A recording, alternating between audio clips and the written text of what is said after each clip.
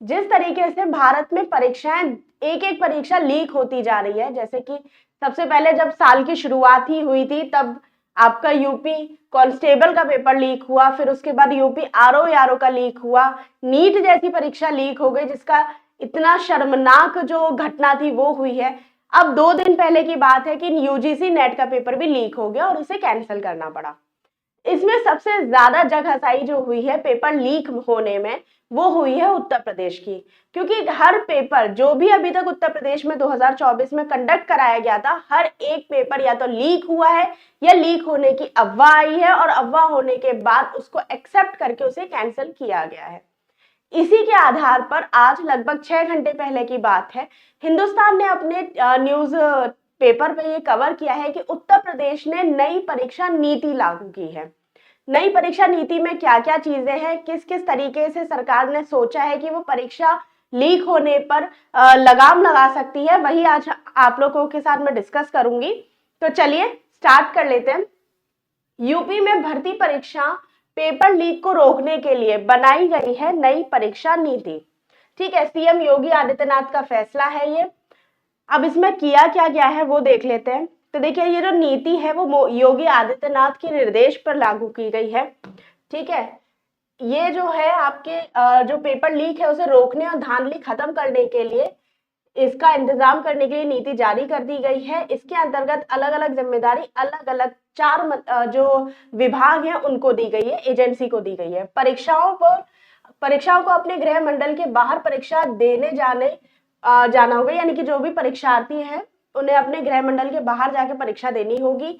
निशुल्क और निशक्तों और महिलाओं पर यह प्रतिबंध लागू नहीं होगा, यानी कि जो महिलाओं के होम सेंटर जाएंगे, बाकी सबके जो होम सेंटर है वो बाहर ही रहेंगे, मतलब सेंटर्स बाहर जाएंगे। 4 लाख से अधिक परीक्षार्थी होने पर 2 चरणों में परीक्षा होगी। रिजल्ट बनाने में धांधली को रोकने के लिए आयोग और बोर्ड में ही ओएमआर शीट की स्कैनिंग कराई जाएगी। परीक्षा केंद्र बनाने के लिए 2 श्रेणियां बनाई गई हैं, जिसमें परीक्षा पहली जो श्रेणी होगी वो राजकीय इंटर कॉलेज से लेकर मेडिकल इंजीनियरिंग कॉलेज तक रखी गई है। इसके अलावा दूसरी श्रेणी में एडेड स्कूलों को रखा जाएगा, जो वित्त विहीन स्कूलों व कॉलेजों में परीक्षा केंद्र नहीं बनाए जाएंगे। ठीक है, यानी कि आप परीक्षा केंद्र बनाने के लिए भी बहुत ज्यादा जांच परख होगी, उसके बाद ही परीक्षा केंद्र बनाए जाएंगे। अब इसके आगे क्या दे रखा है, अब आ जाती है आपकी परीक्षा नीति। ठीक है, परीक्षा नीति में दे रखा है, पहला है प्रश्न पत्र जो होंगे वो गोपनीय कोड में रहेंगे। अपर मुख्य सचिव हैं डॉक्टर देवेश चतुर्वेदी। इन्होंने गुरुवार की रात में शासन आदेश जारी करते हुए सभी आयोगों व बोर्डों को भेजकर इस नीति को जारी किया है। साथ ही एक पाली में अधिकतम 5 लाख से परीक्षार्थियों को ही रखा जाएगा, यानी कि एक पाली में केवल 5 लाख परीक्षार्थी ही परीक्षा देंगे। पीसीएस परीक्षा को एक ही पाली में कराने की छूट होगी। प्रश्न पत्र के हर पन्ने पर गोपनीय सुरक्षा चिन्ह जैसे unique bar code, QR code, unique serial number डालना होगा, जिससे जरूरत पड़ने पर सीरीज के बारे में जानकारी प्राप्त की जा सके। प्रश्न पत्र लाने व ले जाने के बक्से को tamper proof multi layer packaging होगी। ठीक है, काफी जोर तोड़ से पुरजोर इंतजाम करने की बात कही गई है। प्रश्न पत्र सेटिंग के लिए पर्याप्त समय दिया जाएगा। नियंत्रक द्वारा प्रश्न पत्र छापने वाली एजेंसी का नियमित परीक्षण किया जाएगा। तो पहला तो ये होगा। अब आ जाते हैं दूसरे पे। तो दूसरा है प्रेस में मोबाइल ले जाने पर प्रतिबंध होगा। प्रिंटिंग प्रेस चेयर में पूरी तरीके से गोपनीयता बरती जाएगी, किसी को नहीं बताया जाएगा कि भैया यहाँ पे पेपर छप रहा है। प्रेस में आने जाने वालों की जांच होगी। आईडी कार्ड उनको अनिवार्य तौर पे अपने साथ रखना होगा। बाहरी व्यक्ति को प्रेस के अंतर्गत नहीं जाने दिया जाएगा। साथ ही स्मार्टफोन और कैमरा ले जाने पर पूरी तरीके से प्रतिबंध होगा। प्रेस चारों तरफ से सीसीटीवी कैमरे से लेस होगी। ठीक है, इसके बाद जो अगला है वो है आपका 3 सेटों में ओएमआर शीट होगी। ओएमआर शीट को 3 सेटों में जारी किया जाएगा। मूल प्रति आयोग के और बोर्ड के पास होगी, दूसरी सीलबंद कोषागार व तीसरी जो होगी वो अभ्यर्थियों को दी जाएगी। ये पहले भी होता था। परीक्षा के दौरान आयोग और बोर्ड किसी भी तरह की अफवाह का खंडन करेगा, यानी कि परीक्षा के दौरान अगर इस टाइप की कोई भी चीज होती है तो आयोग और बोर्ड उसका खंडन करेगा, ये इसमें बोल दिया गया है। परीक्षा के दौरान एसडीए व पुलिस के संपर्क में रहेंगे। परीक्षा के दौरान कंट्रोल रूम से कड़ी निगरानी की जाएगी। ठीक है, इसके बाद है जांच के बाद परीक्षा की अनुमति होगी। अब इसमें क्या है, परीक्षाओं के दौरान स्कैन, हस्ताक्षर व फोटो का मिलान केंद्र पर किया जाएगा, जैसे कि होती है आपकी एंट्री पर आपकी जांच होती है। परीक्षार्थियों को कड़ी जांच के बाद ही परीक्षा केंद्र पर जाने दिया जाएगा। अभी भी कड़ी ही जांच होती है, जब भी आप परीक्षा केंद्र पर जाते हैं आपके इयरिंग से लेके रबड़ बैंड, क्लेचर सब उतार के रख दिए जाते हैं, बहुत अच्छे तरीके से जांच होती है, फिर भी पेपर लीक हो जाता है। उनका परीक्षा केंद्रों पर ही आधार कार्ड व बायोमेट्रिक से मिलान किया जाएगा, अभी भी ऐसा ही होता है। आर्टिफिशियल इंटेलिजेंस का भी इस्तेमाल किया जाएगा। चलिए, परीक्षार्थियों को परीक्षा केंद्र का आवंटन गृह मंडल से अलग किया जाएगा। दिव्यांगों को गृह जिला और महिलाओं को उसी जिले में परीक्षा देने की व्यवस्था होगी।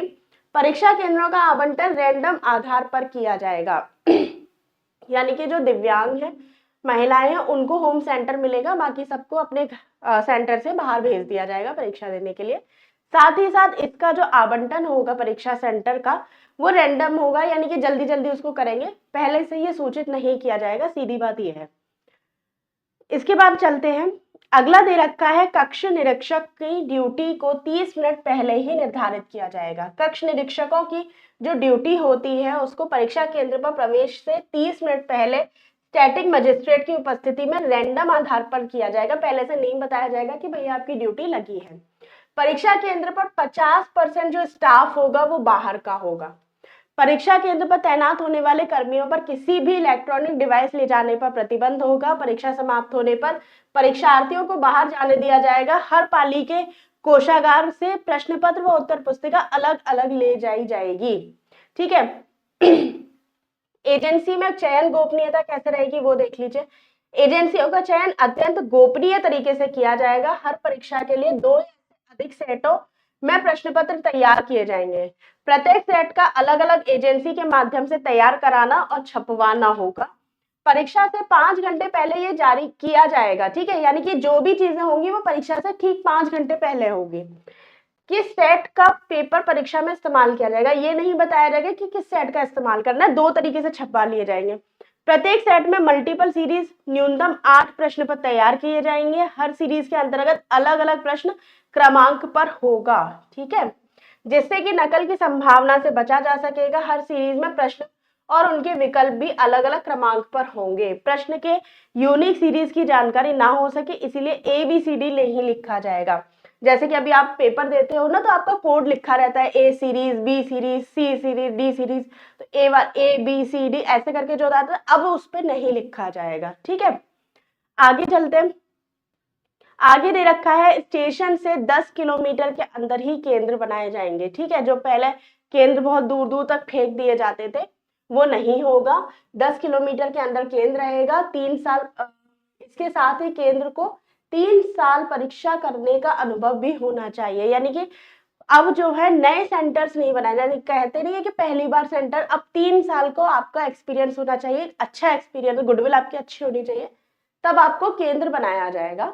शहर की आबादी के अंदर होना चाहिए सेंटर। वहां पर जाने के लिए सड़क के साथ साथ यातायात साधन की व्यवस्था हो। परीक्षा केंद्र पर भवन में बाउंड्री वॉल, पेयजल, शौचालय के साथ बिजली और जनरेटर की व्यवस्था भी होनी चाहिए।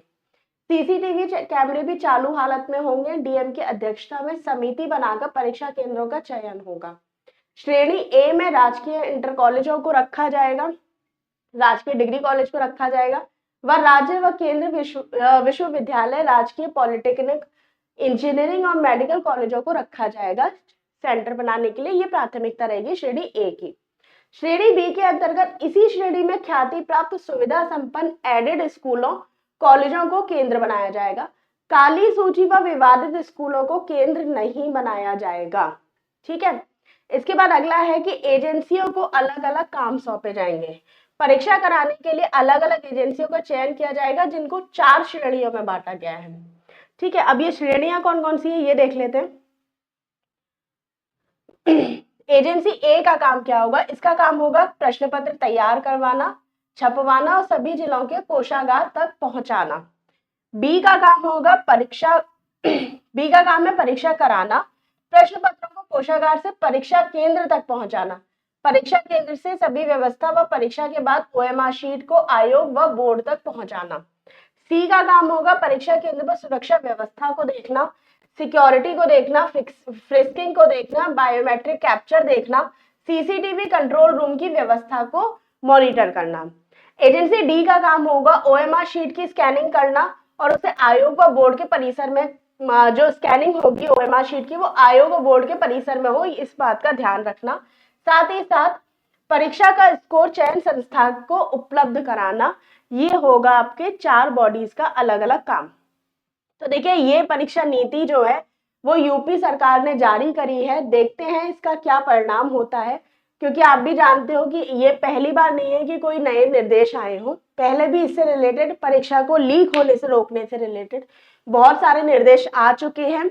उनका तोड़ भी नकल जो करवाते हैं, नकलचियों ने तोड़ लिया है। तो हर चीज का तोड़ मौजूद है भारत में, लेकिन देखते हैं कि सरकार अब इस पे इम्प्लीमेंट कैसे करती है, क्योंकि ये नीति पढ़ने में सुनने में बहुत अच्छी लग रही है, बहुत इम्प्लीमेटिव लग रही है, लेकिन अब इसको एग्जीक्यूट किस तरीके से किया जाता है, नकलचियों को कैसे दबोचा जाता है, वो देखने का विषय रहेगा।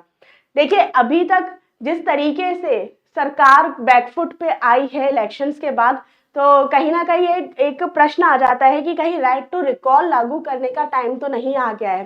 खैर वो तो बात की बात है, लेकिन अब जब जिस तरीके से सरकार तैयारियां कर रही है और जैसे जैसे खबर मिलती जा रही है कि नई परीक्षाएं भी होने वाली हैं, जो सालों से अटकी परीक्षाएं हैं वो भी कराने का इंतजाम किया जा रहा है और इस तरीके की नई नई नीतियां लाकर इसको सुचारू पूर्व कराने का क्या कहते हैं निर्देश दिया जा रहा है।